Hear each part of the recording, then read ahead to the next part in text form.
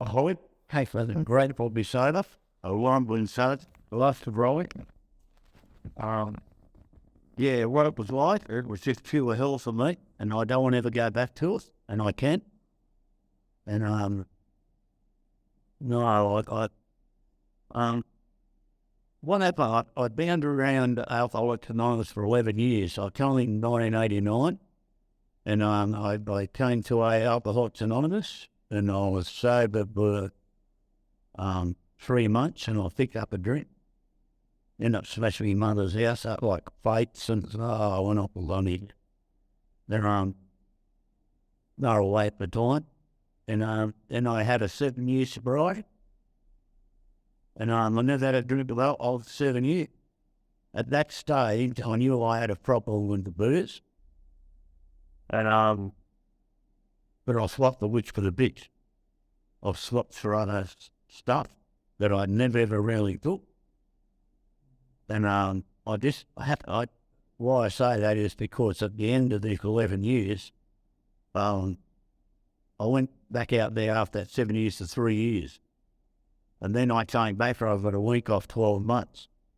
I was emotional, and I was never cried at me before. I was crying or breaking down, and I was a very sick person. And I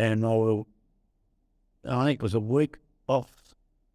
They were going to give me a 12-month medallion. They give you it. And I went and knocked on this woman's door. She was a heroin addict, been in jail for 8 years for armed robbery. And so run away again, and what I say is first I swapped the bitch for the bit. When I put the alcohol down, I hadn't had something in me. I had in me soul. One, if it wasn't drugs or sex or booze or something, And on the 7th of June 2000, I was sitting in the gutter, evicted from this house, in front of this house. We were evicted, right? He took off to Queensland. And I just thought, my father told me he hated me. I couldn't see my mother because of that was my problem with father. I hated my father. And my sisters didn't want much to do with it. They were over me. They were sick of me. And I detested the way I lived and drank and caused problems. My mother used to always say to me, Phill, he said, you shouldn't drink. She said, you changed. When you drink, you're changed. You changed. You're a good person. Right. But you change. You bring problems home to the house, and we go to weddings or parties, and you think people are having a go at the family. You've got to say something. You've got to get part of it. Oh, it's crazy. And I didn't want to do that. I didn't want to be like that. Because after the events happen like that, I think the next day or whatever it was, I saved it up, and I thought, why the hell I do that? I don't want to do that. I didn't want to do that and cause that problem at all. And I could never understand it. I could never understand, like always, the years, 27 years of drinking, I tried to control me drinking. I tried always. I tried to change my booze. I tried to not drink. I tried to change not drink beer and go to wine. I went mad, like port, whiskey, and all, anything. I tried everything. But nothing worked, and I could stop for a bit of time, because when I got in the trouble, I wouldn't drink, because I sorry to say, the old alcoholic national anthem, I swore to my wife. I was married for 14 years, and I did it to my mother. I swear, I promise I won't drink again. I swore, I meant it too. I really meant it. And no. Next minute, the right hand sticking up at her, and the only front. The chaos hits the fan again, I just could not understand. I thought I was mad, because my ex-wife, she said to me before she left, she said, you need to see a psychiatrist. She said, there's something wrong with you. You're mad. And I thought, she's right. I wouldn't blame the grog of the alcohol. I thought something was wrong up here. Something was amiss. My father drank heavily, like my mother drank, and I thought I had that something wrong with syndrome, that alcohol syndrome thing. I thought that's what's bloody, had something wrong with my brain. But until she left me, she walked out, took the kids, And then I had to fight through court. And then I got caught in the fog off the kids back through court. And then I got caught in the hotel with my kids set out while I went out to drink. I got for raspberry and that. I grew up in cars and in back of pubs and beer gardens. And I was sitting in cars waiting for my parents to come out of the night till 11 or 12 o'clock. But before asleep in the car, they'd cook till was in the car. You know, and that's just sort of I thought was normal, but it wasn't normal. I got the kids taken off me again. I couldn't see them again. And, yeah, I fought through all of that. Anyway, like I said, I got back to the 7th of June 2000. My father told me home. I couldn't see my mother. My sisters didn't want nothing to do with it. And I wasn't seeing my kids at that time because I was very sick again. And I was so alone. I wanted the life back. I wanted to get a better life, and I wanted my family back. I wanted to do anything in my power. And because I went to AA for 11 years, but I didn't do I sponsored myself even, pretend I was doing the program. I was bluffing all the old people and, I used to take their wives there, man. They're lovely women. And then, and they used to say to me, "Well, you don't have to do it. The first ring it does the damage." And I thought, what? That's a tank. I couldn't understand it, but because I was sick. I was mad. I didn't know nothing. I hadn't. I went so much in Alcoholics Anonymous, through that process. But coming back in the 7th of June, 2000, I threw myself in there, I knew I wouldn't let people in. I had a hoop around me. I couldn't communicate. I didn't know, all those things, but I started to force myself, And as the weeks and months and years went by, I slowly was changing for some reason. And I was doing a suggested thing. They're only suggesting daily, but there's a few muscles now I must do if I was fair dinkum, If I've got to want this, I've got to want this like nothing on this earth. I've got to, what leads there. I heard an author say, you've got to want, leads. You just hit the table. And and you spoke about the alcoholism, the obsession of the mind, and the phenomenal craving. It really enlightened me, and I thought, that's my problem, alcohol. I couldn't ever see it before for 27 years. I couldn't see it was alcohol. That's how it makes us. It makes us very insane. We go insane and then we die. The last two stops if we keep going. And I decided to put in my life and like that and let people in. I had a couple of people help me. A lot of people helped me actually because I heard a bloke say once that to listen is a spiritual act. Because I used to want to do all the talking. But I couldn't even wait for people to finish. And I'd be ready to got all the answers, and I'd start talking or cut it off or, I'm really bad. I still could do it today. My mind still takes over here and wants to say something about that. It likes it. And study. Still a hard pass somehow, but it's a lot better than it's not even that we do. I've done so much in sobriety. I'd seen a sign in Maitland in New South Wales in this little meeting I used to go to years ago, and it said, it had a woman, or someone painted it, was on a bit of photo frame like that. They had a woman with a bolt beside it, with boys on. And it says that, it's set up at the top in the corner, it said, are you living the way you want to live? If not, why not? And I thought, I'd never lived the way I really want to live. I want to be happy and peaceful, loving, caring. I'd never died in that life. God destroyed my mental capacity and physical and it weren't so much all the Alzheimer's or middle Alzheimer's and a lot of stuff I've trying to help me.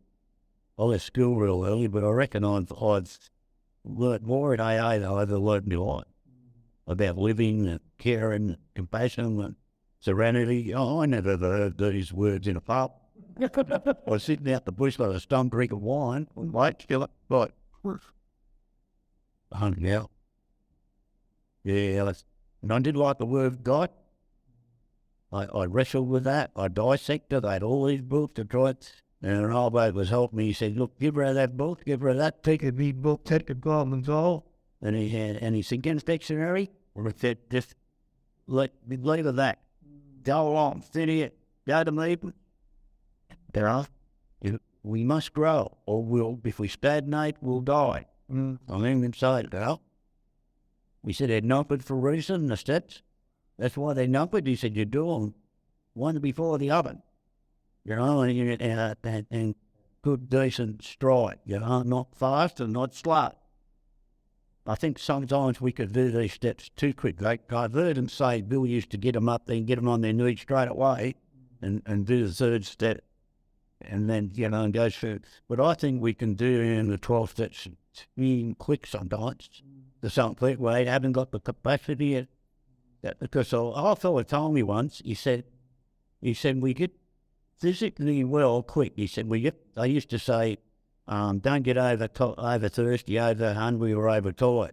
Have 3 sweet meals a day, your veggies and your fruit and fish are different, get the fruit into you. But they used to say we get physically well really quick, but the mental and emotional precedes the physical could be a long time. Like till we get really mentally well, emotionally and mentally.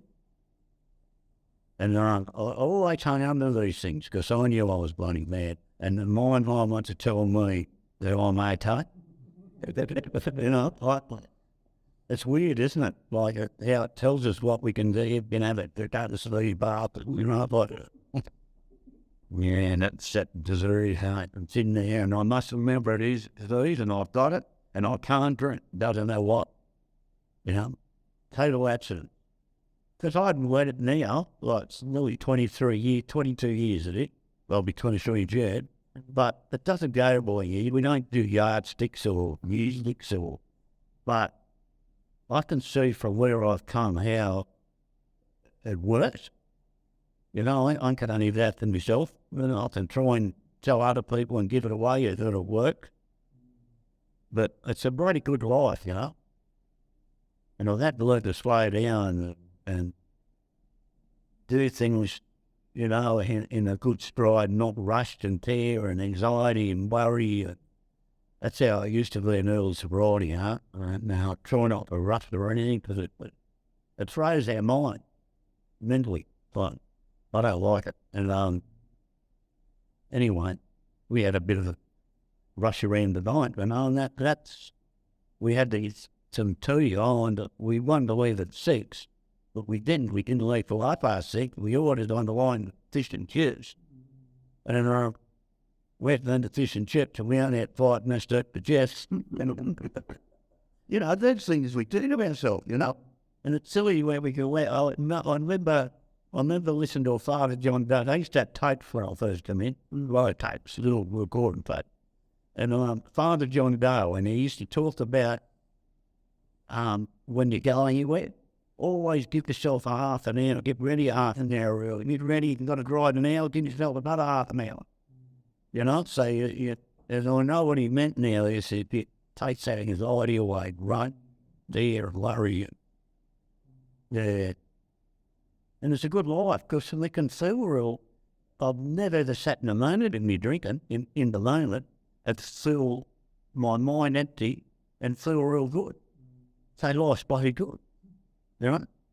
That's what this program does for us, And I can still say good sometimes. I'm so grateful. I think sometimes I'm not grateful one enough, for what I've really got it from this program. But I try to help people. I try to let him do the right thing, go to people's. And my family knows the benefits of me being sober. I know that. I remember early sobriety, my sister, she lives up Queensland, she used to say, Phill, she didn't know I was going. I didn't tell him I was going to AA Perth. And she said, I don't know what you were doing, but she said, keep doing what you're doing. Because she knows the change. I could tell she knew what how she was saying things. And I said, yeah, I know. And then after about several months later, I told her, I said, I'll go and do it all tonight. She said, don't stop. Yeah. She said, "You're good. You've been a person." So I didn't see it. I said, "It's not me." I said, "This is the 12 steps and Alcoholics Anonymous and my life out. You know, I can't run your life anymore. If you can understand me, I'm not religious. I had a fight with a religion when I first come in, like with God, and I read a bit in there. Bill W. said, we don't demand a belief in God. That's only a suggestion of Neil, because he went and seen Buddha. He ran to Catholics. There's Allah and Buddha. You know, we could all sit in this room and get along and pick our own. You know, I think nature. You know, I was just thinking today about nature, like that big thing hurling towards Earth, that big 250-foot long bloody. I thought, what? That's mad. You know, that's powerful stuff up there, you know. And the planets and the stars and all the animals and the trees, and you get out the bush and feel the peace and that. You know, that's something about that on its own. You know, when you sit on your own and just be out there and shit. I was told in earlier, right, to go out, get out the bush, or go somewhere quiet and just don't think. Don't think about yesterday, don't think about tomorrow, don't think about your bill, don't think about Dr. Bill, don't think about nothing. Practice to clear your mind, because everything will be okay. And that's the truth too. The more I worry about, the more I screw my bloody head up. So, I like paying over anyway. I just love AA and I love the people in Alcoholics Anonymous. It's a beautiful life, you know. You know, I can be destroyed in seconds, you know, and I don't want to do that. I've got a beautiful partner, I've got beautiful kids. I don't talk to one son, I've got two sons. We lost that first son, and one time I talked to him, but I've heard he was a big crook, and that if God's will, he'll bring us together, you know. I've had a detached love with him, do a bit of on, you know. Yeah, we just don't get on real good. I've made amends. I can't do anything. I can't take bagging myself for it on. We drink and yeah. Anyway, I think I spoke too much. And I just keep going back. Thanks, Will, to do it, mate. That'd be only one out. And that's what with all these.